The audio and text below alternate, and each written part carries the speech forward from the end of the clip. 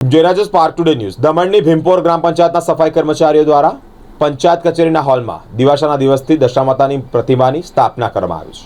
આજે 8મા દિવસે માતાજીની મહાઆરતી કરવામાં આવી છે, જેમાં પંચાયતના તમામ સફાઈ કર્મીઓ તેમજ પરિવારજનો ઉપસ્થિત રહ્યા છે। ગ્રામ પંચાયત સરપંચ શાંતુભાઈ પટેલ, ઉપસરપંચ જીગર પટેલ સહિત પંચાયતના સભ્યો અને ગામના અગ્રણીઓએ માતાજીની આરતી કરી છે। મહાપ્રસાદીનું પણ આયોજન કરવામાં આવ્યું છે। છેલ્લા 9 થી 10 દિવસ દશામાતાની પ્રતિમાની સ્થાપના કરી ભજન કીર્તન, હોમ, હવન યજ્ઞ અને મહાપ્રસાદી સાથે જ વિવિધ ધાર્મિક કાર્યક્રમોનું પણ આયોજન થાય છે। મારું નામ છે હરિજન પિન્ટુભાઈ।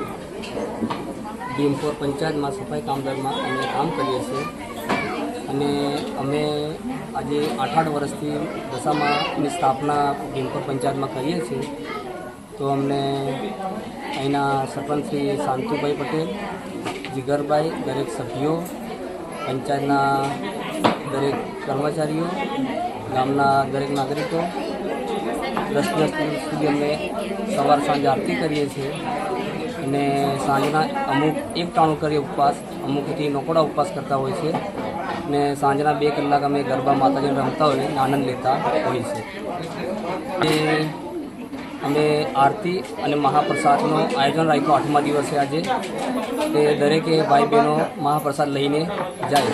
જય દશામાં।